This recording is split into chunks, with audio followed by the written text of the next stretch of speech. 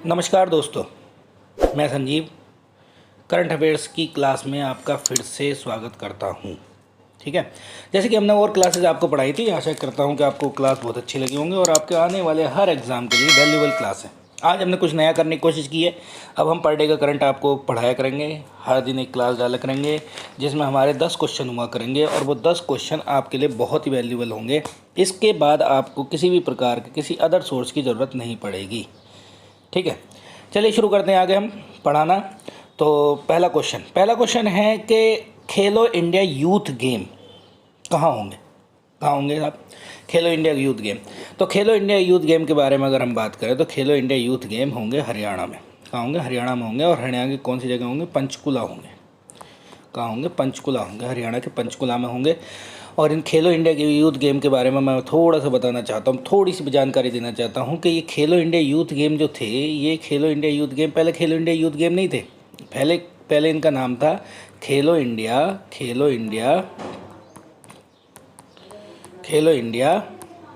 School game. क्या नाम था इनका? School game. चलिए, थोड़ी जानकारी इधर भी है, उसी हिसाब से हम आगे बात करते हैं। ये देखिए, ये अनुराग ठाकुर जी हैं, इन्होंने इसका इनॉग्रेशन किया है। ये जर्सी वर्सी दी है। और हाँ, ये देखिए इसके मस्कट है।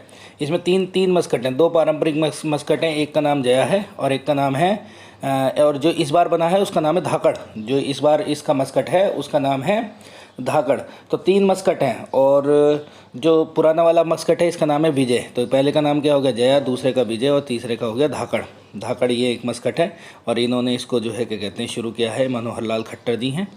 आगे चलते हैं हम। थोड़ी जानकारी और मैं जो देना चाहता हूँ, मैंने आप लोगों के लिए प्रिंट भी कराई है जिससे आप लोगों को समस्या ना हो। ठीक है, तो मैं यहाँ ही बता देता हूँ, कुछ चीज़ अपने आप बताएंगे। तो पहले तो ये बात करते हैं खेलो इंडिया के यूथ गेम कब से कब होंगे? 4 जून से 13 जून के बीच में पंचकुला हरियाणा में होंगे। किसने उद्घाटन किया? हमारे माननीय गृह मंत्री जी ने इसका उद्घाटन किया, अमित शाह जी ने इसका उद्घाटन किया। यूथ गेम का एक चौथा संस्करण है। कौन सा संस्करण है? चौथा संस्करण है। और चौथा संस्करण शुरुआत कहाँ से हुई थी? 2018 से शुरुआत हुई थी। ये बात मैंने लिख भी दी है। पहला संस्करण इसका नई दिल्ली में हुआ था, दूसरा हुआ था पुणे में। पुणे कहाँ पड़ता? महाराष्ट्र में। तीसरा गुवाहाटी में हुआ था। चौथा इसका असम में हुआ था।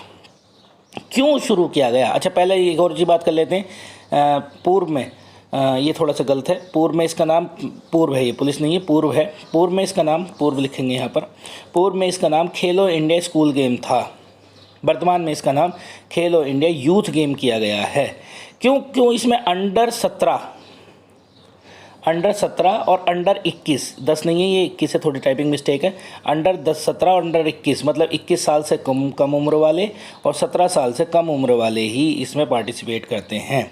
क्यों शुरू की गई थी? तो इस शुरू करने के पीछे एक टारगेट था और ये टारगेट भारत को आने वाले समय में ओलंपिक या किसी ऐसे गेम में जो भारत अच्छा परफॉर्म नहीं कर पाता या करना चाहता है, तो वहाँ के लिए तैयार करना है कुछ बच्चों को। किसके तैयार करना है? कुछ बच्चों को। तो इसका देखो टारगेट बहुत ही इंपॉर्टेंट है। इस टारगेट को आप लोग याद रखेंगे। यहाँ पर लिखा हर साल सर्वश्रेष्ठ कितने बच्चों को? 1000 बच्चों को अंतर्राष्ट्रीय खेल स्पर्धाओं के लिए तैयार करने का 8 साल के भीतर। और कितने रुपए दिए जाएंगे? 5 लाख रुपए दिए जाएंगे। रुपए कितने दिए जाएंगे साहब? 5 लाख रुपए दिए जाएंगे। 5 लाख की छात्रवृत्ति का मतलब जानते ही हो आप, ये दी जाएगी। इससे बच्चों को क्या मिलेगा? मोटिवेशन मिलेगा, स्कॉलरशिप दी जाएगी। खेलो इंडिया यूथ गेम का हेडक्वार्टर नई दिल्ली में और इसके पारंपरिक मस्कट विजय और एक और है जया। गया लिख दिया इन्होंने थोड़ी, तो जया और विजय के साथ साथ धाकड़ होगा। इस बार वाले का क्या होगा? धाकड़ होगा। ठीक है, तो फिर से दोबारा से रिवाइज कर लेते हैं। 4 जून से 13 जून के बीच में होंगे। गृह मंत्री ने इसका उद्घाटन किया। इंडिया यूथ गेम का एक चौथा संस्करण है। पहला नई दिल्ली में हुआ, दूसरा कहाँ पर हुआ? सब लोग बताएंगे पुणे महाराष्ट्र में, तीसरा होगा गुवाहाटी में और चौथा है पंचकुला हरियाणा में। अब इस पूर्व में इसका नाम था खेलो इंडिया स्कूल गेम, लेकिन इसका वर्तमान में नाम रख दिया खेलो इंडिया यूथ गेम, युवाओं को प्रोत्साहित करने के लिए। और इसमें अंडर 17 और अंडर 21 के छात्र भाग लेते हैं। लक्ष्य क्या है कि हर साल सर्वश्रेष्ठ बच्चों को अंतर्राष्ट्रीय खेल प्रतिस्पर्धाओं में, कितने बच्चों को? 1000। तो 1000 बच्चों को 8 साल के लिए कितने रुपए मिलते हैं साहब? 5 लाख रुपए मिलते हैं। तो धनराशि और समय और बच्चे याद रखेंगे आप, कल को क्वेश्चन पूछा जा सकता है। और इसका जो है क्या कहते हैं, शुभंकर धाकड़ होगा। और शुभंकर मैंने आप लोगों को दिखाई दिया क्या है, धाकड़ होगा। जैसे कि शुभंकर के बारे में बात करें तो ये शुभंकर मैंने आप लोगों को दिखाया, ये है इसका शुभंकर धाकड़, ये रहा। और ये कौन है? जया जी हैं। और ये कौन है? हमारे विजय साहब हैं। ठीक है, और ये अनुराग ठाकुर हैं, मनोहर लाल खट्टर हैं। इन लोगों ने इसका जो है जर्सी का और इसका इनॉग्रेशन किया। तो बहुत अच्छे गेम हुए चलने वाले हैं, बहुत बढ़िया गेम है। 4 जून से शुरू हो गए हैं, 13 जून तक रहेंगे, ठीक है। अच्छे गेम मीन्स के। अगला क्वेश्चन पे बात करते हैं। अगला क्वेश्चन बहुत इंपॉर्टेंट क्वेश्चन है, और ये देखिए ये जानकारी आप लोग इसको जो है क्या कहते हैं रख लेंगे अपने साथ। अब आगे चलते हैं। अगला देखिए, अगला क्वेश्चन है बहुत बढ़िया। फ्रेंच ओपन 2022 पुरुष वर्ग किसने जीता? इंग्लिश में who won the French open 2000 man category. तो इसका आंसर है राफेल नडाल। देखो ये साहब, ये तो वो व्यक्ति हैं राफेल नडाल, अगर ये फ्रेंच ओपन में उतर गए, अगर ये फ्रेंच ओपन में उतर गए, ये इन्होंने खेलने का निर्णय ले गया, तो फिर ये हारते नहीं हैं। इनका रिकॉर्ड रहा इस तरीके का, इसीलिए इन्हें जो है लाल बजरी का बादशाह कहा जाता है। किसका बात कहा जाता है? लाल बजरी का, लाल बजरी का बादशाह कहा जाता है। असल में ये हैं क्या फ्रेंच ओपन? फ्रेंच ओपन और बहुत सारी ये चीज़ें हैं, ये हैं कि थोड़ी जानकारी मैं आगे लाया हूँ, उसको उससे डिस्कस करते हैं। पहले चलिए आगे चलते हैं। ये देखिए ये हैं, ये हैं राफेल नडाल। इनको देखिए राफेल नडाल हैं, और इनको लाल बजरी का बादशाह कहा जाता है। और इसको लाल बजरी को रोलैंड गैरस कहा जाता है। ये पेरिस मतलब फ्रांस की राजधानी है। रोनाल्ड गैरस कहा जाता है, या हिंदी में इसको एग्जामिनर मतलब को में रोला गेरा भी लिखा आता है। रोला गैरा कह लें, लाल बजरी कह लें, या कोई ऐसी चीज़ कह लें, रोनाल्ड गैरस कह लें, ये सारी बातें एक ही हैं। तो ये याद ध्यान रखेंगे कि कहाँ पर होता है फ्रेंच ओपन? हमेशा लाल बजरी पर होता है, जिसको इंग्लिश में रोनाल्ड गैरस नहीं, सॉरी फ्रेंच लैंग्वेज में रोनाल्ड गैरस कहते हैं। आगे चलते हैं। कुछ जानकारी मैं लेकर आया हूँ, वैसे और जानकारी भी मैं इसके बारे में दूंगा, आप फिर भी देख लेते हैं इसके बारे में। लाल बजरी का पर होने वाला टेनिस गेम है, ये बहुत अच्छी बात है। लाल बजरी पर होने वाला, जिसको रोनाल्ड गैरस कहते हैं, लाल बजरी पर होने वाला। राफेल नडाल को लाल बजरी का बादशाह कहा जाता है, क्योंकि ये हारे नहीं है, यहाँ पर हारते नहीं है ये, इनका रिकॉर्ड बहुत अच्छा है। राफेल नडाल ने 19 साल की उम्र में पहला ग्रैंड स्लैम जीता था, और अब 36 साल के हो रहे हैं साहब। ये कितने साल के हो रहे हैं? 36 साल के। देखो सबसे नडाल, ये मैंने लिख दिया है आप लोगों के लिए, 36 साल की उम्र में जीतने वाले पहले खिलाड़ी हैं फ्रेंच ओपन जीतने वाले, इतनी उम्र में, मतलब बहुत काफ़ी उम्र हो गई। राफेल नडाल ने कुल 14 फ्रेंच ओपन जीते। देखिए कितने फ्रेंच ओपन हैं इनके, 14 फ्रेंच ओपन हैं, और 4 US ओपन हैं अलग से, ऑस्ट्रेलिया ओपन है, विंबलडन है। ये है क्या? ये लॉन टेनिस गेम है। कौन सा गेम है? Lawn tennis. लॉन टेनिस सभी जानते हैं, लॉन टेनिस गेम है। भारत में साइना मिर्जा भी यही खेलती हैं। तो इसके बारे में, अच्छा हाँ, ये कब कब होते हैं? तो ये 4 गेम बहुत फेमस हैं, 4 गेम बहुत फेमस है। उसके लिए एक ट्रिक है, बहुत बढ़िया ट्रिक है, जिसको हम कहते हैं ऑफ व्यू। ट्रिक है इसकी ऑफ व्यू। ऑफ व्यू में ये है, ये क्रम से है, साल के शुरू से लास्ट तक, लास्ट मतलब आखिरी तक के महीने तक, ये इस तरीके से इसका कोड बना हुआ ऑफ व्यू। तो ऑफ व्यू में सबसे पहले ऑस्ट्रेलिया ओपन है, आ से, फा से फ्रेंच ओपन हो गया, बी से विंबलडन हो गया, और ये से US ओपन हो गया। ये सारे के सारे ग्रास पे होते हैं, घास पे होते हैं। ऑस्ट्रेलिया ओपन भी घास पे होता है, विंबलडन भी घास पे होता है, और US ओपन भी घास पे होता है। ऑस्ट्रेलिया ओपन ऑस्ट्रेलिया में होता है, विंबलडन कहाँ होता है? लंदन में, मतलब इंग्लैंड में विंबलडन होता है, इंग्लैंड में विंबलडन होता है। और तीसरा US ओपन तो जैसे कि जानते हैं अमेरिका में होता है, और ये लास्ट के महीने में लगभग दिसंबर के आसपास होता है। तो सबसे पहले जनवरी में शुरू होते हैं। ये कब से शुरू होते हैं साहब? जनवरी में शुरू होते हैं। और जनवरी में जो शुरुआत होती है वो किससे होती है? ऑस्ट्रेलिया से होती है। फिर उसके बाद फ्रेंच होता है, फिर उसके बाद विंबलडन होता है, फिर उसके बाद US ओपन होता है। तो अभी जनवरी वाला हो चुका है एक, और एक ये हो चुका है। तो ये जैसे जैसे जानकारी बढ़ती रहेंगे हम बढ़ता रहेंगे। अच्छा एक और चीज़ याद रखना कि ये इस बार इन खिलाड़ी का, ये आजकल ज़बरदस्त फॉर्म में है। इनका दूसरा, इसी साल का दूसरा ग्रैंड स्लैम है। तो दूसरा ग्रैंड स्लैम का मतलब समझिए, सेकेंड ग्रैंड स्लैम का मतलब समझिए। तो ऑस्ट्रेलिया ओपन भी इसने नहीं जीता है, ऑस्ट्रेलिया ओपन भी किसने जीता है? क्या नाम है? नडाल ने। देखो जैसे कि हम बात करें, ये देखो, ये देखिए यहाँ पे लिखा फ्रेंच ओपन के अच्छा सी, ठीक है, इसके बारे में भी बात करेंगे। यहाँ पे लिखा इस बार नडाल ने दूसरा ग्रैंड स्लैम जीता है, और ये ऑस्ट्रेलिया ओपन भी जीता। ऑस्ट्रेलिया ओपन में इन्होंने डैनियल मदवेदेव को हराया था। और डैनियल मदवेदेव अब तो मैं मदवेदेव से तो पता ही चल रहा होगा ना, रूसी रखते हैं इस तरीके का नाम, रूस के हैं, डैनियल मदवेदेव रूस के हैं, ठीक है। दूसरी अगर हम बात करें तो फ्रेंच ओपन जो इस बार हुआ है, फ्रेंच ओपन, थोड़ा सा ये लिखना मैं लिखवाया था लेकिन लिख नहीं पाई है, चलिए कोई बात नहीं, हम टाइपिंग की वो करते हैं। तो फ्रेंच ओपन हुआ था, फ्रेंच ओपन हुआ था। और फ्रेंच ओपन में मैंने अभी बताया, आज ही ये अभी जो रिसेंट फ्रेंच ओपन हुआ है कल, तो उसमें अगर हम बात करें तो उसमें जीते तो नडाल हैं। हारा कौन है, ये भी आ जाते हैं उपविजेता है, जिसे कहते हैं फर्स्ट रनर। तो फर्स्ट रनर हैं कैस्पर रूड। फर्स्ट रनर कौन है, मैं बिल्कुल साफ सुथरा लिख देता हूँ जिससे आप लोगों को दिक्कत ना हो। Caspar rude. कैस्पर रूड कहाँ के रहने वाले हैं, तो नॉर्वे के रहने वाले हैं भाई। कहाँ के रहने वाले हैं, नॉर्वे के। तो नॉर्वे के कैस्पर रूड जो हैं फर्स्ट रनर हैं, प्रथम विजेता। कौन है, प्रथम विजेता। प्रथम विजेता का मतलब होता है, सॉरी ये इसको नहीं कहेंगे हम, प्रथम विजेता तो वही है। फर्स्ट रनर का मतलब होता है उप विजेता। कौन है, उप विजेता है कैस्पर रूड। ठीक है, चलिए अब थोड़ा सा और इसके बारे में बात करते हैं। तो जैसे कि हमने ये बताया, हाँ ये भी और दो चार चीज़ें, जैसे कि हाँ देखिए रोजर फेडरर कहाँ के रहने वाले हैं। रोजर फेडरर ये बहुत अच्छे खिलाड़ी हैं। तो ये सारे खिलाड़ियों के नाम आपको पता होना चाहिए कहाँ के रहने वाले हैं। तो स्विट्ज़रलैंड के रहने वाले हैं, स्विट्ज़रलैंड, ये इसको बिल्कुल याद रखेंगे कहाँ के रहने वाले हैं, स्विट्ज़रलैंड के रहने वाले हैं। राफेल नडाल कहाँ के रहने वाले हैं, तो राफेल नडाल स्पेन के रहने वाले हैं। मैं आपको अतिरिक्त जानकारी दे रहा हूँ स्पेन के। नोवाक जोकोविच बहुत अभी फेमस रहे थे, पिछले दिनों नंबर 1 भी रहे थे। नोवाक जोकोविच ये सर्बिया के रहने वाले हैं। कहाँ के रहने वाले हैं भाई, सर्बिया। सर्बिया एक देश है, उसके रहने वाले हैं।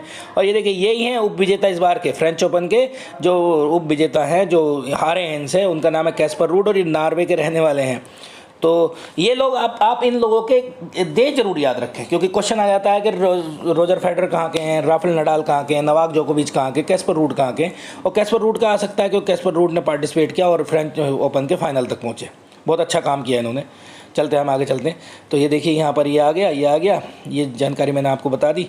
अब अगला क्वेश्चन बड़ा आसान सा क्वेश्चन है, सब लोगों को ज़्यादातर जानकारी होगी कि विश्व पर्यावरण दिवस कब मनाया जाता है। तो 5 जून को मनाया जाता है। बहुत आसान सा प्रश्न है। अब ये तो नहीं है कि मैं इतना आसान सा प्रश्न लाया हूँ तो इसमें आपको कुछ जानकारी नहीं दूंगा। तो जानकारी में इसमें आपको अच्छी खासी जानकारी दूंगा और ऐसी जानकारी दूंगा जो आपके लिए बहुत ही कामयाब होगी। पहले तो चलो आगे चलते हैं, थोड़ा सा इसका पिक्चराइजेशन देख लेते हैं। बढ़िया से पिक्चराइजेशन है। ये लिखा है वर्ल्ड एनवायरनमेंट है ओनली वन अर्थ। ये लिखा देखो साहब, ओनली वन अर्थ। ये थीम है इस बार की, बहुत इंपॉर्टेंट बात है, ये थीम है। और थीम ऐसा नहीं है कि थीम जो है क्या कहते हैं सिर्फ कौन बनाता है कौन नहीं बनाता है। थीम हर बार जो है ना एक आयोजक देश होता है इस वर्ल्ड एनवायरनमेंट डे का, विश्व पर्यावरण दिवस का एक आयोजक देश होता है।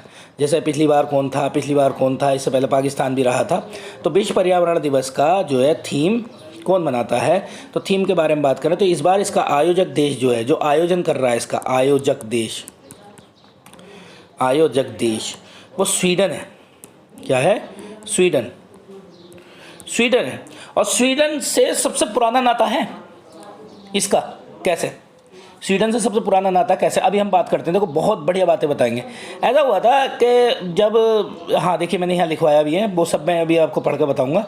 तो इसमें और चीज़ें भी आपको ऐड करेंगे। जब आपके बारे में हम आपको बताएं कि जब जो है क्या कहते हैं हर देश 1750 में इंडस्ट्रियल रेवोल्यूशन, औद्योगिक क्रांति हुई थी। कहाँ पर, इंग्लैंड में, या उस समय यूके कहेंगे हम इसको। क्या कहेंगे, यूके कहेंगे। यूके के बारे में लोगों को अभी बताएंगे यूके के बारे में कितने देश होते हैं।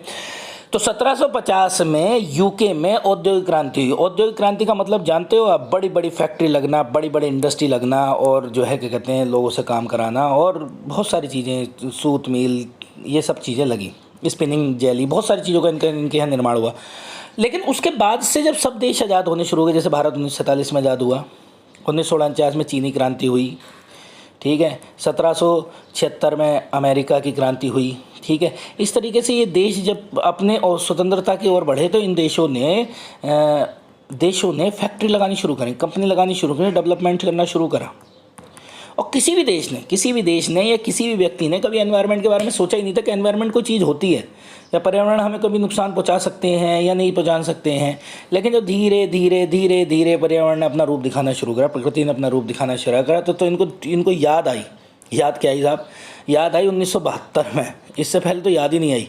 सोचो, भारत में 1947 में आज़ाद हुआ था, 1947 से 1972 के बीच में कभी भी कोई बातचीत ही नहीं करी इन्होंने इससे पर पर्यावरण से रिलेटेड। अब 1972 में याद आई तो 1972 में याद आई, बहुत बढ़िया। कहाँ आई, स्टॉकहोम में। कहाँ याद है, स्टॉकहोम। और स्टॉकहोम अभी मैंने बताया ना जो आयोजक देश है स्वीडन, इसकी राजधानी है।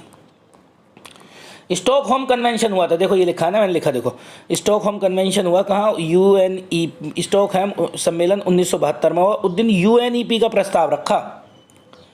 UNEP बोले एक ऐसी संस्था तो बना लो जो संस्था पर्यावरण के हितैषी हो या पर्यावरण के प्रति जो काम नहीं कर रहे हैं उनके लिए कुछ गाइडलाइन या कुछ जारी कर सके। तो ये स्थापना हुई। तो क्वेश्चन यही आएगा कि स्टॉकहोम सम्मेलन में यूएनईपी का प्रस्ताव रखा, लेकिन यूएनईपी स्थापना कब हुई? देखो बिल्कुल नीचे लिख रहा है यूएनईपी की स्थापना 5 जून 1972 को हुई, क्योंकि ये यूएन का मतलब यूएनओ होता है, यूएन का मतलब यूएनओ है हर जगह। तो यूएनओ है तो यूएनओ का है ये, तो यूएनओ का होने की वजह से इसकी 5 जून को जब स्थापना हुई तो यही 5 जून यहाँ से उठाया, 5 जून उठाया और वर्ल्ड एनवायरनमेंट डे जब से मनाना शुरू करा। कब से मनाना शुरू करा? ये चक्कर 1975 में, स्थापना तो 72 में हुई, लेकिन 1975 में ये बोले कि 5 जून को हम वर्ल्ड एनवायरनमेंट डे बनाएंगे। ऐसा कोई घटना नहीं थी कि वर्ल्ड एनवायरनमेंट डे के बारे में कि भाई कुछ हुआ हो या कोई ऐसी विपदा या कुछ आई हो, तो 1975 में इन्होंने वर्ल्ड एनवायरनमेंट डे बनाने की बात की गई पहली बार। यूएनईपी एक संस्था है जिसका हेडक्वार्टर नैरोबी कीनिया में है, इसमें कन्फ्यूजन नहीं होना बिल्कुल भी, नैरोबी कीनिया में है। और मैंने इसकी थीम आपको बता दी, और इसका उद्देश्य पर्यावरण के प्रति जागरूकता पैदा करना है, यूएनईपी का उद्देश्य। या फिर 5 जून जो हर बार मनाया जाता है, इस बार आयोजक देश स्वीडन है, ठीक है। इसके अलावा और पर्यावरण से रिलेटेड मैं बहुत सारी जानकारी आपको दे देता हूँ फटाफट। तो यूएनईपी में, और देखो यूएनईपी और देखो मुझे भी होता, तुम्हें भी होता होगा, कन्फ्यूजन तो सबको बराबर ही होता है क्योंकि हम भी स्टूडेंट ही हैं।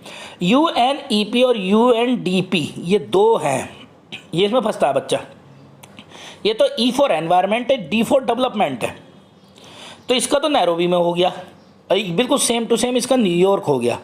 अच्छा, मैंने भी एक तरीका था इसको याद करने का, तुम लोग भी कर लेना था, कि डेवलपमेंट सबसे ज़्यादा कहाँ हुआ? अमेरिका में, और अमेरिका का शहर है न्यूयॉर्क, तो इसलिए ऐसे याद करना डेवलपमेंट फॉर अमेरिका। तो D4 वाला तो न्यूयॉर्क में चला गया, और E4 वाला कहाँ चला गया? अफ्रीका में, अफ्रीका महाद्वीप का देश है कीनिया में चला गया ये, ठीक है। चलिए, तो अब इसके बारे में बात करें तो मैंने आप लोगों को ये बता दिया। उसी के बाद से देख रहे हैं आप 1992 की अर्थ समिट हुई है, पृथ्वी सम्मेलन हुए हैं, रियो डो जेनेरो सम्मेलन हुआ है 1992 में। रियो डो जेनेरो कहाँ है? ब्राज़ील में है। उसके बाद से ही पर्यावरण एक्टिविस्ट आए हैं, ग्रेटा थनबर्ग, जिनका नाम आपने सुना होगा, बहुत इस समय फेमस हैं ये ग्रेटा थनबर्ग। कौन सा मूवमेंट है इसका? फ्राइडे फॉर फ्यूचर, ये भी याद रखना, फ्राइडे फॉर फ्यूचर। ये जो है संसद भवन के सामने चली गई थी पर्यावरण की। अब पर्यावरण को लेकर हम इतने जागरूक हुए हैं कि आने वाले समय में हम अपने विश्व को बचा सकते हैं, या फिर आगे इस तरीके के प्रस्ताव यूएनईपी में लिए जा सकते हैं। तो समझ गए? फिर से हम एक बार बात कर लें, यूएनईपी की स्थापना 5 जून 1972 को इसी उपलक्ष्य में मनाया जाता है, वर्ल्ड एनवायरनमेंट डे। और थीम इस बार ओनली फॉर अर्थ, थीम या इस बार आयोजक देश है स्वीडन का पहले भी नाता जुड़ा हुआ है। नाता किससे जुड़ा है? स्टॉकहोम सम्मेलन में प्रस्ताव रखा गया था, और इसका हेडक्वार्टर है नैरोबी में। और पहली बार कब मनाया गया? 1975 में। अगली बार इसको कोई और देश आयोजित करेगा, ठीक है। चलिए आगे चलते हैं, ये तो आपको जानकारी दी मैंने, बहुत अच्छी जानकारियाँ। आगे चलते, हाल में एनसीसी द्वारा कौन सा अभियान चलाया गया? एनसीसी द्वारा कौन सा अभियान चलाया गया? एनसीसी की फुल फॉर्म सभी लोग जानते हैं, national cadet corps. National cadet corps ये एक संस्था बनाई गई थी, और ये डिसिप्लिन में लाने के लिए लोगों को, बच्चों को, और इससे जिससे उनकी क्या कहते हैं, एक तरीके की डिसिप्लिन वाली या अनुशासन वाली पढ़ाई या अनुशासन वाला व्यवस्था स्कूल से ही बन सके। तो इसमें एक अभियान चलाया जिसका नाम है सब लोगों को पता होगा, पुनीत सागर अभियान। इसको इम्पोर्टेंट है, याद कर लेना, पुनीत सागर अभियान, ठीक है। ऑपरेशन आहट, भारतमाला, ऑपरेशन संजीवनी, इनके बारे में अभी थोड़ी देर बाद बात करते हैं। पहले इसको निपटाते हैं। जिसको शुरू करना ना, हमेशा एक काम करो, जिसको शुरू करो उसको निपटाओ, उसके बाद आस पड़ोसों को तो बाद में देखते हैं। चलिए हम बात करते हैं आगे। मैंने इसके बारे में बहुत सारी जानकारी लाई। देखो ये पुनीत सागर अभियान के तहत ये बच्चे काम कर रहे हैं। एनसीसी कैडेट कोर के बच्चे हैं ये कैडेट हैं, ठीक है। इनके साथ आर्मी जुड़ी रहती है हमेशा, आर्मी वगैरह के अंडर में ही रहते हैं ज़्यादातर। तो ये काम कर रहे हैं। क्या काम कर रहे हैं? काम ये कर रहे हैं, देखिए मैं बहुत अच्छी बात बताता हूँ आपको। यहाँ पे देखिए, ये है उद्देश्य, प्लास्टिक कचरे को समाप्त करने के लिए समुद्र किनारे चलाया गया अभियान। तो प्लास्टिक कचरा क्या है? ये प्लास्टिक गार्बेज। एक होती है सिंगल यूज़ प्लास्टिक, सभी नाम सुना है इसका, single use plastic. Single use plastic का नाम सुना है? सिंगल यूज़ प्लास्टिक सबसे खतरनाक प्लास्टिक है आज की डेट में। इसके लिए और देश, हमारे देश और भी लोग इसके लिए ऐसे काम कर रहे हैं जिससे जो है क्या कहते हैं, लोगों को इसके बारे में जागरूकता आ जाए। तो थोड़ी बात मैं बताना चाहता हूँ। सिंगल यूज़ प्लास्टिक वो ही प्लास्टिक होती है जिसको आप यूज़ करके फेंक देते हैं, जैसे कि ग्लास, ये प्लास्टिक के गिलास होते हैं शादी विवाह विवाह में, या फिर प्लास्टिक की प्लेट या प्लास्टिक की कोई और चीज़ जिनको रिसाइकिल नहीं किया जाता, जिनको रिसाइकिल नहीं किया जाता मतलब जिनको दोबारा उनसे कुछ नहीं बनता, वो वहीं पड़े रह जाते हैं। अब प्लास्टिक देखो, सुनो, प्लास्टिक की खोज हुई तो एक क्रांति थी कि भाई एक ऐसी चीज़ बन गई जिसमें हम किसी भी प्रकार का कोई भी सामान ले जा सकते हैं। लेकिन आज सबसे ज़्यादा प्लास्टिक के ऊपर बैन है भाई, ये पॉलीथीन बैन, ये बैन, बहुत सारी चीज़ें बैन है। तो ये होता है समय के अनुसार। लेकिन हम बात करें सिंगल यूज़ प्लास्टिक की, तो क्या होता है, ये धीरे धीरे ख़राब तो होती नहीं है, लेकिन छोटे छोटे पॉइंट में टूट जाती है, छोटे छोटे, और पोल्यूशन का सबसे बड़ा कारण बनती है। और इसके चीज़ें और बताऊँ मैं, कभी कहीं लिखा जाए PM 2.5, आजकल ये बड़े उसमें चल रहे हैं, और PM 10, ये दोनों याद रखना। कल UPSC के क्वेश्चन में भी इससे संबंधित क्वेश्चन पूछा गया। PM 2.5 और PM 10, इसकी फुल फॉर्म होती है पर्टिकुलर मैटर। पर्टिकुलर मैटर क्या होता है? पर्टिकुलर मैटर, ये छोटे छोटे कण होते हैं, छोटे छोटे कण होते हैं। ये छोटे छोटे कण टूटते चले जाते हैं। किसमें? प्लास्टिक है। जैसे एक गिलास था, उसमें से उड़ते चले गए, टूटते चले गए। अब टूटते टूटते ये हवा में घुल जाते हैं, नैनो हो जाते हैं, नैनो बहुत छोटे, तो ये हवा में घुल जाते हैं। हवा में घुलने के बाद ये जैसे ही ये सांस के द्वारा हमारे फेफड़ों में जाते हैं। कहाँ जाते हैं? फेफड़ों में। और आज की डेट में सबसे बड़ा कैंसर का कारण है ये। आज की डेट में सबसे बड़ा कैंसर का कारण है सिंगल यूज़। तो इसका उद्देश्य था कि समुद्र के किनारे जो घूमने जाते हैं ना, अपनी मौज मस्ती करने गए और ये सब चीज़ें फेंक आए, तो उसको साफ़ करने के लिए पुनीत सागर अभियान था। और पुनीत सागर अभियान के बारे में अगर हम बात करें तो पुनीत सागर अभियान ये चलाया गया है। ये देखिए, बहुत बढ़िया इन बच्चों ने काम किया है। इस तरीके का अभियान हमें भी आस पड़ोस में चलाना चाहिए। तो यह देखते हैं, ये पुनीत सागर अभियान चलाया था। ठीक है, अब हम आगे चलते हैं। यहाँ पर देखो एक लाइन और लिखी है, ये लिखा हुआ है NCC की स्थापना 1948 में हुई, 1948 में हुई, 1948 में। और HN कुंजरू कमेटी, बहुत इंपॉर्टेंट कमेटी, इसकी सिफारिश पर हुई, HN कुंजरू कमेटी। ठीक है, HN कुंजरू जो है, इनका नाम है पूरा हृदयनाथ कुंजरू। हृदयनाथ कुंजरू, ये भारत के, ऐसा नहीं है कि इसी से जुड़े रहें, बड़ी बेहतरीन जगह जुड़े रहें। और शायद मैं आप लोगों को जानकारी देना चाहूँ, हमारे यहाँ राज्य पुनर्गठन आयोग बना था, याद करो, जिसे याद हो ना हो तो मैं बताता हूँ। राज्य पुनर्गठन आयोग ये बना था 1956 में, जिसका नाम था फजल अली आयोग। जब आंध्र प्रदेश को अलग किया था ना, श्री राम लल्लू मरे थे वहाँ पर, फजल अली आयोग। किसी दिन अगर राज्य के बारे में संबंधित प्रश्न आएगा ना, संविधान संबंधित प्रश्न, तब बताएंगे कि फजल अली कौन थे और जो है कैसे कैसे जो है राज्य पुनर्गठित हुए हमारे यहाँ। ठीक है, 1956 में राज्य पुनर्गठन आयोग बना और उसमें उस आयोग का नाम था फजल अली आयोग। फजल अली इसके हेड थे। कौन थे? हेड। अब हृदयनाथ कुंजरू का क्या करना आ गया यहाँ, तो हम बताते हैं। तो फजल अली तो थे अध्यक्ष। कौन थे? अध्यक्ष। फजल अली थे अध्यक्ष। लेकिन इसके साथ 2 सदस्य और थे, जिनका नाम था HN कुंजरू, ये इसमें भी थे। तो क्वेश्चन कल को आता है कि फजल अली आयोग के अन्य सदस्य का नाम क्या था? एक सदस्य का नाम HN कुंजरू, जिसका नाम है हृदयनाथ कुंजरू, और यहाँ पर है KM पणिक्कर, एक और है KM पणिक्कर। ठीक है, ठीक है, KM पणिक्कर। ये KM पणिक्कर और हृदयनाथ कुंजरू, ये 2 सदस्य और थे फजल अली आयोग के। इसको याद रखेंगे आप। और भाषाई पुनर्गठन आयोग था, ये भाषा के आधार पर पुनर्गठित किए गए थे राज्य। ठीक है, अब और बात करते हैं हम, एक छोटी सी बात करते हैं। KM पणिक्कर के बारे में एक और फैक्ट याद आ रहा है मुझे। ये KM पणिक्कर का एक और लिख लेना, इतिहास से रिलेटेड फैक्ट है, आपकी परीक्षा में पूछा जा सकता है। 1965 से 72 तक, जब अंग्रेज़ों ने 1964 की बक्सर की लड़ाई लड़ी थी, तो 1965 से 72 लॉर्ड क्लाइव ने जो इनका, इसमें अंग्रेजी साम्राज्य का जन्मदाता माना जाता है भारत में, लॉर्ड क्लाइव ने द्वैत शासन लगाया था। याद होगा बहुत लोगों को, द्वैत शासन कहाँ लगाया था? बंगाल में लगाया था। कहाँ लगाया था? बंगाल में। याद करो, बंगाल में लगाया द्वैत शासन। ये इतनी बुरी व्यवस्था थी, इसमें जो है क्या कहते हैं, जो बंगाल के नवाब थे उन पर कोई अधिकार तो थे नहीं, लेकिन जिम्मेदारी बंगाल के नवाब की थी, और शोषण कौन करते थे? अंग्रेज जनता का। तो इसीलिए KM पणिक्कर ने एक स्टेटमेंट दिया। इस स्टेटमेंट को याद रखेंगे। 1965 से 72 का काल, कौन सा? बंगाल के द्वैत शासन का काल। द्वैत शासन का काल डाकुओं का काल था, मतलब डाकुओं की तरह लूट की गई थी। डाकों काल था। तो इस फैक्ट को जरूर याद कर लेंगे या कहीं अपनी कॉपी पर नोट कर लेंगे। के.एम. पणिक्कर का एक स्टेटमेंट है 1965 से 72 का काल डाकों काल था। मुझे पढ़ाने का मकसद यही था, मैंने इसलिए पढ़ाया क्योंकि हृदयनाथ कुंजरू आए तो फिर फजल अली पढ़ाए, फजल अली आए तो जो है क्या कहते हैं हमने ये पढ़ा दिया।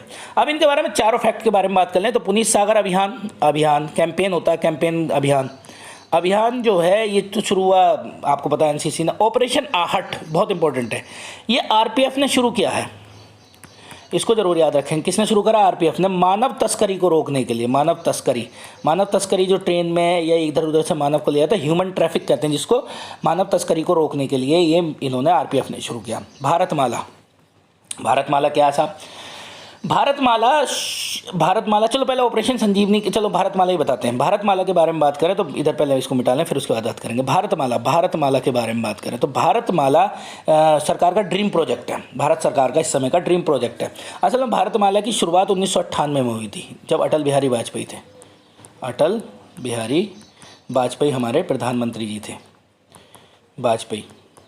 अटल बिहारी वाजपेयी ने ये जो है एक प्रस्ताव रखा था कि साहब ये जो है ना क्या कहते हैं भारतमाला करेंगे, भारतमाला प्रोजेक्ट बनाएंगे। इस भारतमाला प्रोजेक्ट के बारे में बात करें तो अटल बिहारी वाजपेयी के टाइम का है ये, और लेकिन इसको 2015 में दोबारा शुरू किया गया। 2015 में जब प्रधानमंत्री नरेंद्र मोदी आए तो दोबारा शुरू किया गया और इसके 3 चरण शुरू करे गए। 3 चरण कब से कब तक? देखो इन्होंने ये कहा था 2015 में शुरू किया गया और इन्होंने ये कहा कि 2022 तक पहला चरण, 2024 तक सेकंड चरण और 2027 तक, सुन लो 2027 तक तीसरा चरण। तो अब क्वेश्चन ये आएगा कब तक चला गया ये? तो 2027 तक चला गया। अब है क्या ये भी सुन लो, है क्या? सरकार को सड़क बनानी है। इसमें कितनी सड़क बनानी है? तो इनका टारगेट है 51,000 किलोमीटर, 51,000 किलोमीटर सड़क बनानी है, 51,000 किलोमीटर सड़क बनानी है। ये इनका टारगेट है, 2027 तक इसको पूर्ण करेंगे। तो याद रखेंगे क्वेश्चन आएगा कब तक पूर्ण होगा? 2027 तक। और हाईवे बनाने हैं कब तक? 51,000 किलोमीटर के, ठीक है। पहले चरण में कितने हुए, दूसरे चरण में कितना चला, ये सब याद करने की जरूरत नहीं है, सिर्फ टारगेट उद्देश्य मेन होता है। उद्देश्य याद करो, 51,000 किलोमीटर सड़क बनानी है। कितने उसमें, ठीक है, 2027 तक 3 चरणों में होगा। चौथे की बात करें ऑपरेशन संजीवनी जैसे आप लोगों को याद होगा मालदीव से रिलेटेड है। मालदीव एक छोटा सा देश है जो भारत के हिंद महासागर में पड़ता है और बहुत अच्छे संबंध रहे हमारे मालदीव से। तो मालदीव से संबंधित है, यहाँ पर दवाई भिजवाई थी एयरफोर्स का, ये दवाई भिजवाई भारत ने कोरोना काल में ऑपरेशन संजीवनी के द्वारा। और किसका है? एयरफोर्स का अभियान था, ठीक है। और एयरफोर्स का वो था क्या कहते हैं अभियान था और इसमें दवाई भिजवाई गई। इसके अलावा मालदीव से हमारे रिलेशन बहुत अच्छे रहे, मैंने जैसे कि बताया। तो और कई बार मालदीव को ज़रूरत पड़ी है तो हमने बहुत काम किया। जैसे कि एक ऑपरेशन नीर, ये भी मालदीव से संबंधित है। ऑपरेशन नीर, इसमें पानी भिजवाया था, पानी की कमी हो गई थी। दूसरा है ऑपरेशन कैक्टस, ये भी इससे संबंधित है। ये तीनों याद कर लेना भाई, ऑपरेशन कैक्टस। तो कुछ लड़ाकों ने या कुछ लोगों ने इस पर हमला कर दिया था मालदीव पे, तब भी भारत की एयरफोर्स ने बचाया था। तो दोनों अभियान ये भी एयरफोर्स के ही हैं। ऑपरेशन कैक्टस में इन्हें बचाया, ऑपरेशन नीर में पानी भिजवाया और ऑपरेशन संजीवनी में दवाई भिजवाई। ये तीनों बातें आप याद कर लेंगे, ठीक है। अब हम आगे चलते हैं, ठीक है। ये मैं बता ही चुका हूँ, ये मैं आपको पढ़ा ही चुका हूँ। अगला क्वेश्चन आता है विंग्स इंडिया 2022 का आयोजन। सरकार का एक सपना है कि उड़े देश का आम आदमी है, उड़े देश का आम आदमी, ये एक सरकार का सपना है। इसको पूरा करने के लिए एक विंग्स इंडिया आयोजन किया गया है। और ये कहाँ किया गया? हैदराबाद में किया गया। और इसका उद्देश्य तो बात करते हैं, ये एशिया का सबसे बड़ा ऐसा आयोजन है, एशिया का सबसे बड़ा ऐसा आयोजन है जिसमें जो है लोगों को बुलाया गया है। इसका उद्देश्य क्या है? इसका उद्देश्य है व्यापार निवेश आदि को बढ़ाना। किसमें? हवाई क्षेत्र में, एयरफोर्स, ये एयर क्षेत्र में। चलिए आगे देखते हैं हम। पहले इसके बारे में कुछ चीज़ें देख लें। देखिए ये है विंग्स इंडिया 2022, ठीक है। और ये देखो ये थीम है, इसकी थीम भी याद कर लेना, India at the rate 75 new horizon for aviation industry. मतलब हवाई उद्योग में भारत को बहुत आगे ले जाना। और कहाँ से? 24 से 27 मार्च के बीच हुआ। और कौन से एयरपोर्ट पर? बेगमपेट एयरपोर्ट्स, और ये है हैदराबाद में। तो कल को याद भी रखेंगे कौन से एयरपोर्ट पर? बेगमपेट एयरपोर्ट पे हुआ। कहाँ पर रखा गया है ये? क्या कहते हैं? हैदराबाद में हुआ है विंग्स इंडिया 2022। और मैंने तो आप लोगों को बता दिया एशिया का सबसे बड़ा प्रोजेक्ट है ये, जैसे कि मैंने यहाँ लिखवाया है, थीम देखिए India at the rate 75 aviation industry, नए क्षेत्र की ओर, क्षितिज मतलब होराइजन की ओर। उद्देश्य क्या? व्यापार, निवेश और क्षेत्रीय संपर्क बढ़ाने पर ध्यान देना। एशिया का सबसे बड़ा आयोजन है, एशिया का सब। अब कर कौन रहा है? Airport authority of India, Bharat की airport authority of India AAI और फिक्की FICCI, इसकी फुल फॉर्म जरूर याद रख लेना। यहाँ पे है फेडरेशन ऑफ इंडियन चैम्बर्स, अच्छा बी ये वाला है, अपना बॉल वाला भी है, chambers of commerce and industry ने संयुक्त रूप से इसका आयोजन किया गया, इन दोनों ने इसका आयोजन किया। फिक्की है क्या? फिक्की की स्थापना 1927 में हुई थी। ये एक ऐसी संस्था है व्यापार, उद्योग आदि को बढ़ावा देने का, लेकिन सबसे पुरानी संस्था है, सबसे पुरानी संस्था है। फिक्की को ऐसे नहीं हम जो कि बस ये पढ़ के छोड़ दें फिक्की ये है, फिक्की ये है। हम फिक्की के बारे में और बात बताते हैं। फिक्की एक ऐसी है, देखो जब कोई भारत का शिखर सम्मेलन होते हैं, कौन से होते हैं, बिल्कुल बहुत अच्छी बात बता रहा हूँ, जो भारत के शिखर सम्मेलन होते हैं तो उसमें हमारे PM जो है पार्टिसिपेट करते हैं, या राष्ट्रपति उसमें पार्टिसिपेट करते हैं, या फिर अगर कहीं पर गृह मंत्री का कहीं पर फॉरेन मिनिस्टर, विदेश मंत्री का जाने का होता है तो वो लोग जाते हैं, ठीक है, ये लोग जाते हैं। तो इनके साथ एक दल चलता है, इनके साथ एक दल चलता है व्यापारियों का और बड़े बड़े इंडस्ट्रियलिस्ट का, उनका चलता है दल, और वो दल फिक्की के ही होते हैं। वो दल किसके द्वारा जाता है? फिक्की के द्वारा जाता है, कि जो जो वहाँ पे डील होती हैं उसके आगे की कार्रवाई ये लोग निपटाते हैं। तो ऐसा नहीं है कि हम फिक्की को इतनी बात को इतनी सी लेकर छोड़ दें, बहुत इंपॉर्टेंट है ये, तो याद रखेंगे। फिक्की की स्थापना 1927 में, और सबसे पुराना संगठन है, वो व्यापार उद्योग को बढ़ावा देने वाली सबसे पुरानी और सबसे बड़ी संस्था है फिक्की। और ये फिक्की नहीं किया, क्यों किया? फिक्की को भी फायदा है इसमें भाई, उसमें क्या लिखा है देखो, उद्देश्य व्यापार के निवेश को बढ़ाने के लिए, तो फिक्की वाले तो जरूर आएंगे। और एयरपोर्ट अथॉरिटी इसलिए आएगी क्योंकि एयरपोर्ट के अंदर में है ये। किस में किया गया? बेगमपेट में किया गया, ये मैं बता चुका हूँ, बेगमपेट में क्या, और थीम मैंने आप लोगों को बता दी है, ठीक है, हैदराबाद में। इस तरीके के आयोजन होते रहेंगे आगे भी, हम आगे बात करते हैं इसके बारे में। नेक्स्ट पॉइंट, ये मैंने आप लोगों को पढ़ाने के लिए मैंने आप लोगों को बताया था कि हर बार इकोनॉमिक सर्वे से एक क्वेश्चन जरूर लेकर आएंगे हम, इकोनॉमिक क्वेश्चन जरूर आता। According to economic survey 2021 to 22 the total food grain production in India country to estimated, आर्थिक सर्वेक्षण के अनुसार भारत के कुल खाद्यान्न उत्पादन क्या होता है? खाने वाली चीज़। फसलें बहुत होती हैं लेकिन हर फसल खाने वाली थोड़ी होती है। तो ये जरूर टारगेट याद रखें, 308.65 मिलियन टन है, 308.65 मिलियन टन। ये मोस्ट इंपॉर्टेंट फैक्ट है, और जिस दिन आएगा उस दिन याद करोगे कि सर ने ये बात बताई थी मुझे, ठीक है, तो इसलिए इसको याद कर लेना। अब हम आगे बात करते हैं, और थोड़ी सी आगे बात करते हैं। देखो जब देश आज़ाद हुआ था 1947 में, हमारी बहुत हालत ख़राब थी साहब। हालत थी, हमारे पास 50 मिलियन टन था सिर्फ, हमारा फूड ग्रेन्स कुल 50 मिलियन टन होता था। फिर कुछ दिन बाद बढ़ा, सो हुआ, बड़े खुश हुए, फिर और बढ़ा, हमने कृषि पे ध्यान दिया, उद्योगों पे ध्यान दिया, मतलब हमने ऐसी चीज़ों पे ध्यान दिया, हाइब्रिड बीज लेकर आए। याद है आपको हरित क्रांति भी हुई थी इससे संबंधित, मैं बताऊंगा हरित क्रांति के बारे में, आज ही बताऊंगा। तो ये 50 मिलियन टन था, धीरे धीरे 250 मिलियन टन तक पहुंचा, और 250 मिलियन से आज हम 308.65 मिलियन टन तक पहुंच चुके हैं फूड ग्रेन्स। अब फूड ग्रेन्स होते क्या हैं, थोड़ी सी बात कर ले हम इसमें, चलो लिखा नहीं मैं लिख देता हूँ, आप लोग इसको याद करेंगे, ठीक है। फूड ग्रेन्स होते क्या हैं, फूड ग्रेन्स क्या होते हैं? फूड ग्रेन्स में कौन कौन से आते हैं? इंपॉर्टेंट फैक्ट ये है, फूड ग्रेन में कौन कौन सी चीज़ आती है। नंबर 1 आता है चावल। अच्छा ये भी याद रखना, अगर क्वेश्चन आने लगे कि भारत की सबसे प्रमुख फसल कौन सी है, तो चावल ही है, गेहूँ नहीं है, चावल है। सबसे ज़्यादा चावल खाए जाते हैं भारत में, दूसरे नंबर पर गेहूँ। चावल गेहूँ तो सब जानते हैं। तीसरा मोटे अनाज, मोटे अनाज में 3 चीज़ें आती हैं, मक्का, ज्वार और बाजरा।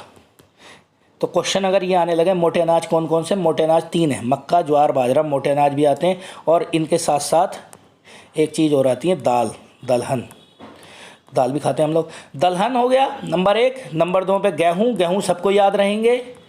नंबर 3 पे चावल सबको याद रहेंगे। और फिर आप मोटे अनाज में भी कह सकते हैं, मोटे अनाज क्या होते हैं, 3 होते हैं सिर्फ मोटे अनाज, मक्का, ज्वार, बाजरा। बिल्कुल मैं एग्जैक्ट बता रहा हूँ, इसको याद कर लेना, कल को क्वेश्चन आ सकता है मोटे अनाज में गेहूँ शामिल है, नहीं गेहूँ शामिल नहीं है, चावल शामिल नहीं है, मोटे अनाज 3 है, ज्वार, बाजरा और मक्का, ज्वार, बाजरा, इसको याद कर लें आप, ठीक है। ये सारी चीज़ें। थोड़ा सा हरित क्रांति के बारे में, 1967 में हरित क्रांति हुई थी भारत में। कौन सी योजना चल रही थी 1967 में? कौन सी योजना चल रही थी? तो कोई सी नहीं चल रही थी, ये तो अच्छी बात है। योजना अवकाश था। क्या था? योजना अवकाश था। क्या था बताएंगे क्यों? क्या इस समय में सूखा पड़ गया था, पाकिस्तान से हमारी लड़ाई हुई थी, तो हमने योजना अवकाश कर दिया था। 66 से ही अवकाश किया था, 69 तक, फिर चौथी पंचवर्षीय योजना शुरू हुई थी। तो क्वेश्चन ये आता है कि 1967 में कौन सी योजना चली थी? कोई योजना नहीं थी। योजना अवकाश चल रहा था। ठीक है, हरित क्रांति हुई थी और हरित क्रांति के जनक कौन है? MS स्वामीनाथन। आप लोगों को पता है भारत में MS स्वामीनाथन। ये हाइब्रिड बीज लेकर आए थे। कहाँ से लेकर आए थे साहब? ये लेकर आए थे कहाँ से? मैक्सिको से। मैक्सिको से लाए थे। और कहाँ पर? हरियाणा, पंजाब और पश्चिमी उत्तर प्रदेश, यहाँ पर इन बीजों का इस्तेमाल किया गया और भारत का खाद्यान्न तेज़ी से बढ़ने लगा। समझ गए नहीं? ये चीज़ें बात हुई थी। और इसके बाद और यूपी जानते ही हो, गेहूं के मामले में नंबर 1 है। और पंजाब नंबर 1 है। यूपी, पंजाब पर हेक्टेयर में नंबर 1 है। छोटी जगह में ज़्यादा उगाने वाला पंजाब है। तो ये फूड ग्रेन्स के बारे में बता रहा था मैं। तो 1967 में हरित क्रांति हुई थी और उस समय में योजना अवकाश चल रहा था। क्योंकि योजना अवकाश के बारे में बता देता हूँ फटाफट। योजना अवकाश, जब दूसरी पंचवर्षीय योजना खत्म हुई थी तो योजना अवकाश 1965 में जब लड़ाई हुई थी हमारी, किससे? पाकिस्तान से लड़ाई हुई थी, ये सूखा भी पड़ा था। तो 1966 से लेके 69 तक योजना अवकाश कर दिया था, 3 साल। फिर 69 से 1969 से 1974 में चौथी पंचवर्षीय योजना शुरू हुई थी। कौन सी हुई थी? चौथी पंचवर्षीय योजना, 4th 5 ईयर प्लान शुरू हुआ था। तो याद रखना, इस समय के दौरान जो भी घटनाएं हुई हैं वो योजना अवकाश के दौरान हुई हैं। ठीक है, चलिए आगे चलते हैं हम अगले क्वेश्चन पे। ये देखिए, ये क्वेश्चन बहुत इंपॉर्टेंट है। भारत का पहला जल मेट्रो परियोजना वाला शहर बना, तो ये कोच्चि बना साहब। क्या बना? कोच्चि बना। एक तो फैक्ट ये हो गया। थोड़ी सी आज कोच्चि के बारे में 2-4 बातें बताएंगे। और कोच्चि का इतिहास बहुत अच्छा रहा है भारत में। अब पहले थोड़ी सी मैंने कुछ चीज़ें लाया हूँ आपके लिए, वो देख लें। ये है, देखिए, ये है वाटर मेट्रो प्रोजेक्ट। ये एक नाव है, एक नाव है। Kochi become a first city with water metro project. ये एक नाव है। नाव बैटरी से चालित नाव है। जैसे मेट्रो बैटरी चलती है ना, ऐसे ये बैटरी चालित नाव है जो एक जगह से दूसरी जगह पहुंचाएगी। तो कोच्चि के कौन से? मुजरिम गलत लिख दिया, मुजरिस है, मुजरिस। और ये भी याद रखेंगे, मुजरिस चोल काल का बंदरगाह है। चोल काल रहा है ना, या चोल काल का बंदरगाह। हाँ, चोल और चेर चोल पांडे रहे ना, उनके काल का चेर का बंदरगाह था मुख्यतः। तो मुजरिस चेर के ही हैं, चेर का ही है कंफर्म, क्योंकि केरल में चेर थे। तो मुजरिस है, मुजरिस शहर से शुरू हुआ। कहाँ से शुरू हुआ? मुजरिस शहर से शुरू हुआ। ठीक है, कोचिन शिपयार्ड द्वारा बनाया गया एक शिपयार्ड है भारत में। मंझगांव डॉकयार्ड है, कोचिन शिपयार्ड है, गार्डन रीच शिपयार्ड है। तो उसमें बनाया, बैटरी चालित नाव का प्रयोग किया गया। ये कोचिन वाटर मेट्रो प्रोजेक्ट। तो KWML, जैसे हमारे दिल्ली DMRC है ना, दिल्ली मेट्रो रेलवे प्रोजेक्ट, तो ये KWML ऐसे वहाँ पर है, उसके द्वारा चलाई गई है। उसके द्वारा ये चलाई गई है। तो कहाँ पर शुरू हुई? मुजरिस में शुरू हुई। मुजरिस में शुरू हुई, जो चेर बंदरगाह भी था, और वहीं से शुरू हुई है। मुजरिस शहर बन चुका है, उसमें हुई है। और ये जो है क्या कहते हैं, समुद्र के किनारे शहर है। अब आगे बात करते हैं, थोड़ी सी कुछ बातें बता देते हैं आपको कोच्चि के बारे में। कोच्चि के बारे में आप जानते ही हैं। कोच्चि के बारे में आप जानते हैं कि कोच्चि अरब सागर की रानी कही जाती है, क्वीन ऑफ अरेबियन सी। ये भी एक फैक्ट याद रखना, अरब सागर की रानी कही जाती है कोच्चि। दूसरी बात करें हम, सेकंड बात, फर्स्ट और सेकंड, यहीं पर कालीकट है। याद करो वो दिन जिस दिन भारत को अंग्रेज़ों की तरफ को या फिर पुर्तगालियों ने भारत का समुद्री रास्ता खोजा था। ऐसा नहीं है कि ये लोग कहते थे भारत की खोज की। भारत की खोज नहीं की है, भारत का समुद्री रास्ता खोजा था। भारत को लोग पहले से ही जानते थे। भारत विश्व गुरु रहता था उस समय में। भारत को खोज तो इनकी मजबूरी थी। क्या थी वो बताएंगे बाद में। कालीकट केरल, तो कालीकट केरल था यहाँ पर।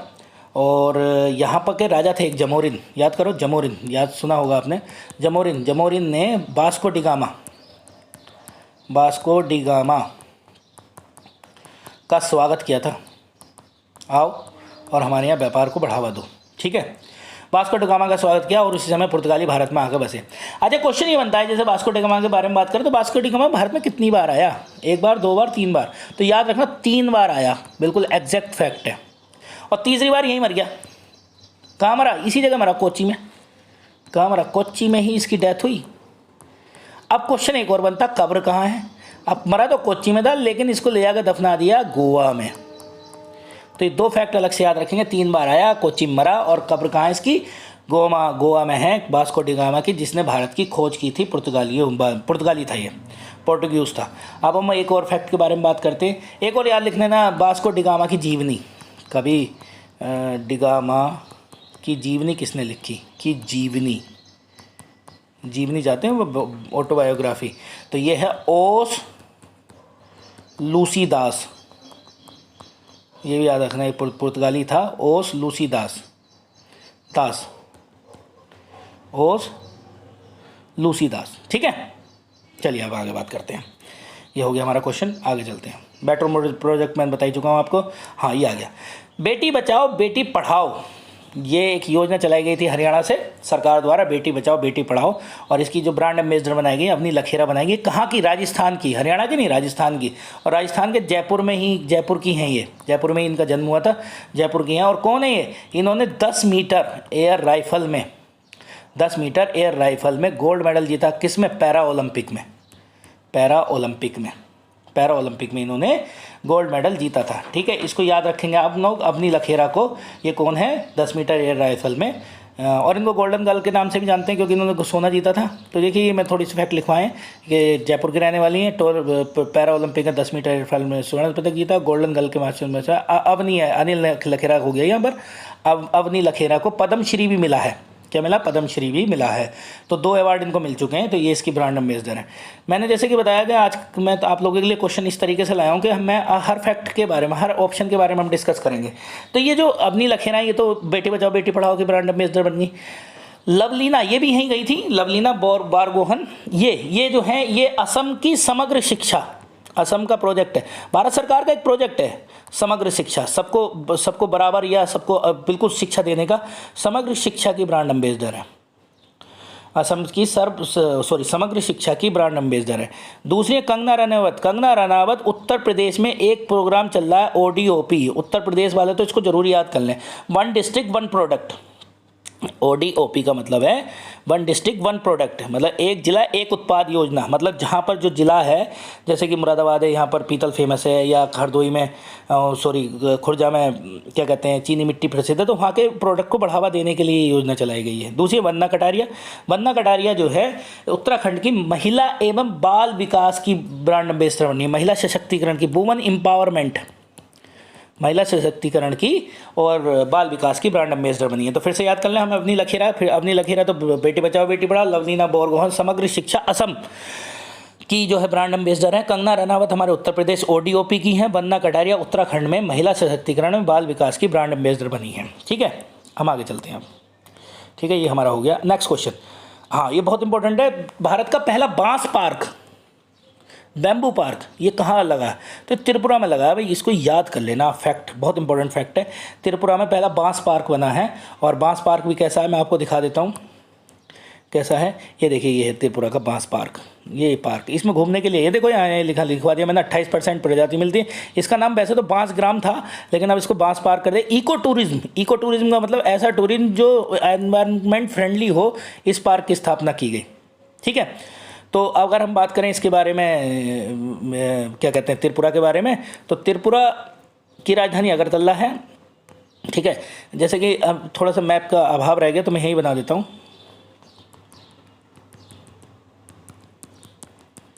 ये हमारा प्यारा भारत है कुछ इस तरीके से, ये ठीक है।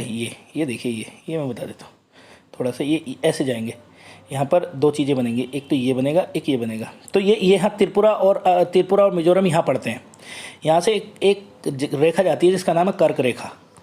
तो कर्क रेखा 2 राज्यों से गुजरती है, नॉर्थ ईस्ट के। और मैं कल पहले बता चुका हूँ, नॉर्थ ईस्ट में एक असम ऐसा राज्य है, यहाँ पर पड़ता है, जो से सबकी बाउंड्री टच होती है। तो 7 सिस्टर हैं, जिसमें सिक्किम अलग करा जाता है 7 सिस्टर में से। तो 7 सिस्टर के 2 राज्य ऐसे हैं जहाँ से कर्क रेखा होकर गुजरती है। ठीक है, तो कर्क रेखा जो है यहाँ से गुजरती है, भारत के कई राज्यों से गुजरती है। कितने से गुजरती है? 8 राज्यों से गुजरती है। अब 8 राज्यों को मैं फटाफट लिखवा देता हूँ, आप लोग लिख लेना। इसका कोड है, मैंने बनाया, मेरे मित्र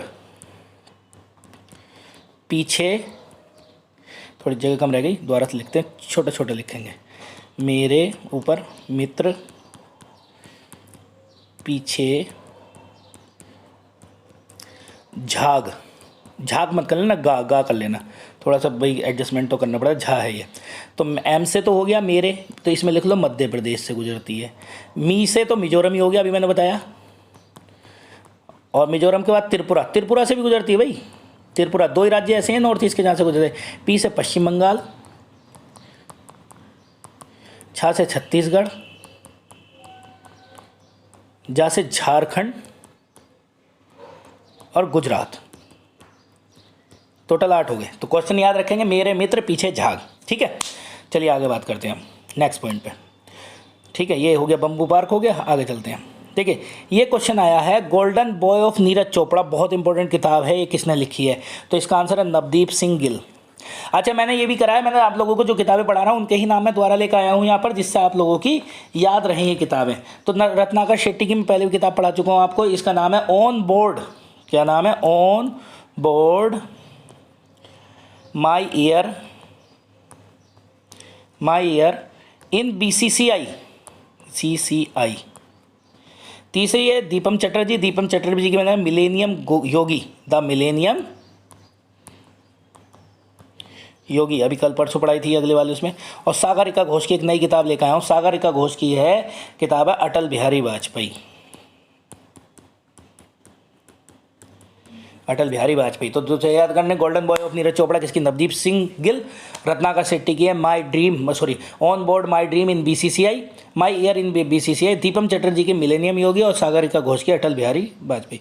देखो आशा करता हूँ ये बहुत अच्छी लगी होगी आपको क्लास, और अगर मेरी क्लास लगी अच्छी है तो अपने दोस्तों को, जो पढ़ने वाले बच्चे उनको ज़रूर लिंक भेजें अपने पास से, और मेरे चैनल को ज़्यादा से ज़्यादा सब्सक्राइब कराएं और लाइक करें और कुछ कमेंट्स करें। अगर किसी को कोई परेशानी है तो कमेंट्स बॉक्स में कर सकता है। ठीक है, इसकी कोशिश करेंगे आप लोगों को कि इसकी PDF भी आपको मिल जानी शुरू करेंगे। अब धीरे धीरे आपको जो है PDF भी मिलेंगी इसकी। ठीक है, थैंक यू।